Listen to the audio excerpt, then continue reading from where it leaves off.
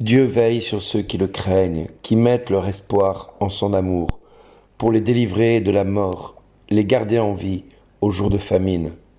Nous attendons notre vie du Seigneur. Il est pour nous un appui, un bouclier. Que ton amour, Seigneur, soit sur nous, comme notre espoir est en toi.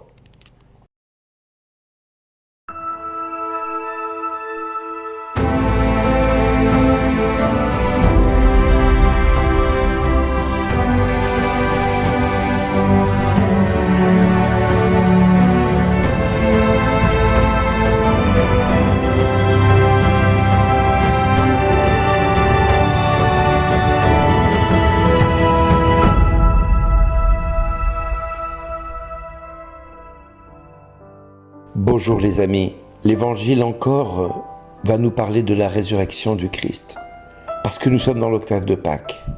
Alors si l'évangile de Jean nous fait le choix de nous parler de Marie-Madeleine qui pleure, qui est perdue, désemparée, qui cherche le corps de son Seigneur, de son Maître, de son bien-aimé Seigneur, elle rencontre une présence qu'elle ne reconnaît pas pour être Jésus tout de suite.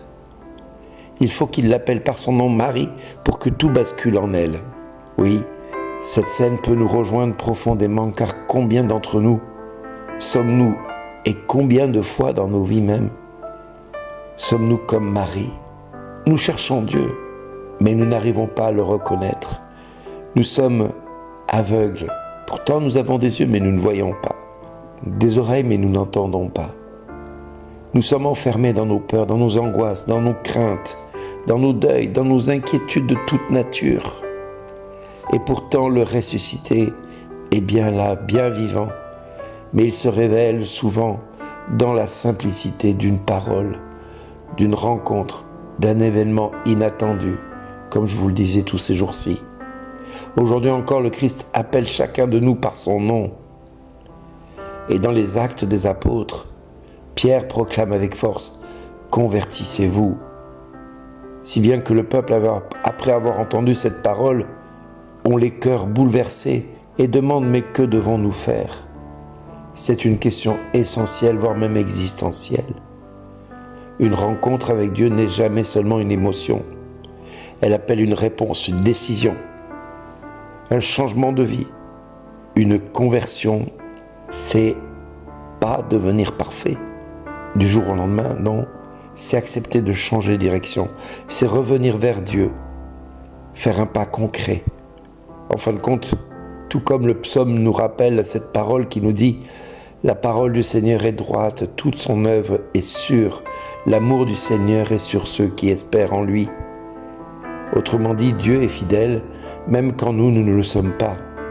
Pourquoi ? Parce qu'il veille, il soutient, il relève, il édifie.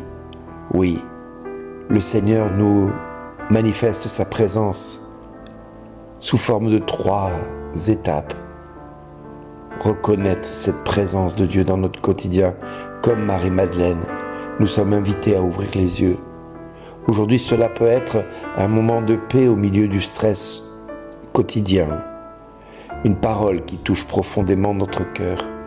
Une personne qui nous tend la main quand tout semble perdu. Combien de personnes disent « J'étais au plus bas et quelqu'un est arrivé au bon moment ». Et si c'était déjà le Christ qui était à l'œuvre à travers cette personne? Se laisser interpeller et se convertir serait la 2e étape. La conversion aujourd'hui peut être très concrète. C'est décider de changer d'attitude. Entre autres, de pardonner au lieu de nourrir une rancœur, comme je vous le disais tous ces jours derniers. Reprendre un temps de prière au quotidien. Même court, chaque jour, mais reprendre ce temps de prière. Faire un choix honnête dans son travail, même si cela nous coûte énormément d'énergie. Se réconcilier avec quelqu'un. Par exemple, dans le monde professionnel, il est souvent, même presque régulier, de devoir céder à la pression professionnelle des chefs, des patrons, à la compétition excessive qui existe dans les entreprises. Se convertir signifierait peut-être de dire la vérité, d'être juste, même discrètement, mais de l'être. Vivre dans la confiance serait peut-être la troisième étape, comme le psalmiste nous y invite. Dieu veille sur ceux qui espèrent en lui.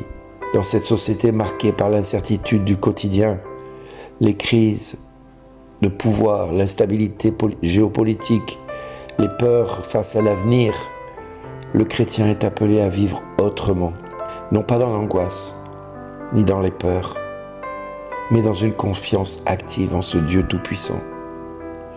Cela ne veut pas dire que cela sera facile tous les jours, mais quelque part que nous ne sommes pas seuls pour le vivre.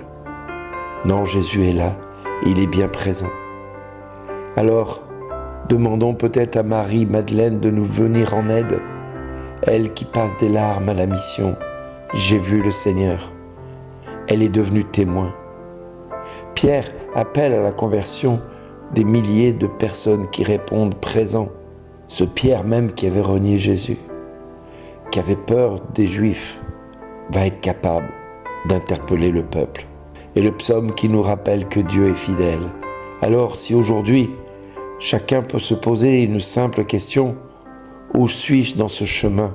Ai-je reconnu la présence de Dieu dans ma vie à cette heure? Ai-je accepté de me convertir concrètement?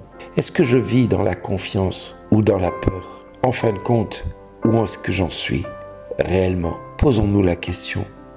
Osons affirmer et retourner toute cette question concrètement.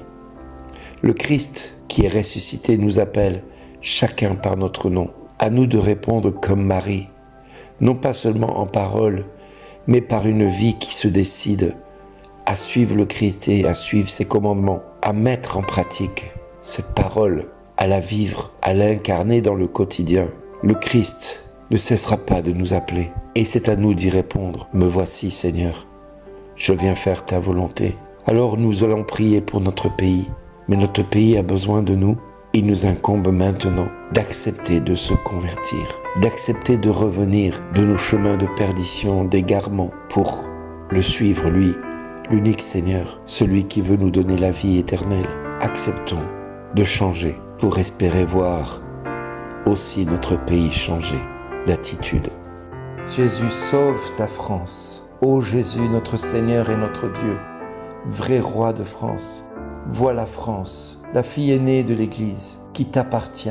Tu l'avais confiée à tes plus chers amis, Marthe, Marie-Madeleine et Lazare. Mais l'ennemi est venu et a voulu te chasser de chez toi. Et nous ne savons plus que faire, ni comment nous en débarrasser. Alors Jésus, toi le fils de Marie, toi qui as si souvent envoyé Marie visiter ta France, nous te le demandons comme avec les marchands du temple, prends ton fouet et expulse à tout jamais l'immonde franc-maçonnerie qui tente de régner et d'étouffer ce pays qui est tien. Chasse les démons et les œuvres de la Révolution française qui ont semé la terreur, le mensonge et l'iniquité. Brise nos lourdes chaînes, nous t'en prions Jésus, casse le joug de tous nos oppresseurs et des tyrans qui nous gouvernent. Libère-nous à tout jamais de ceux qui veulent nous asservir, pour que nous retrouvions notre vocation première de Franc, fils de Clovis, dont tu convertis le cœur des Francs, c'est-à-dire des hommes libres face à toi, Seigneur. Nous te le demandons, Père, par Jésus-Christ, ton Fils, notre Seigneur et notre Dieu, qui vit et règne avec toi dans l'unité du Saint-Esprit, maintenant et pour les siècles des siècles. Amen. Merci d'exister.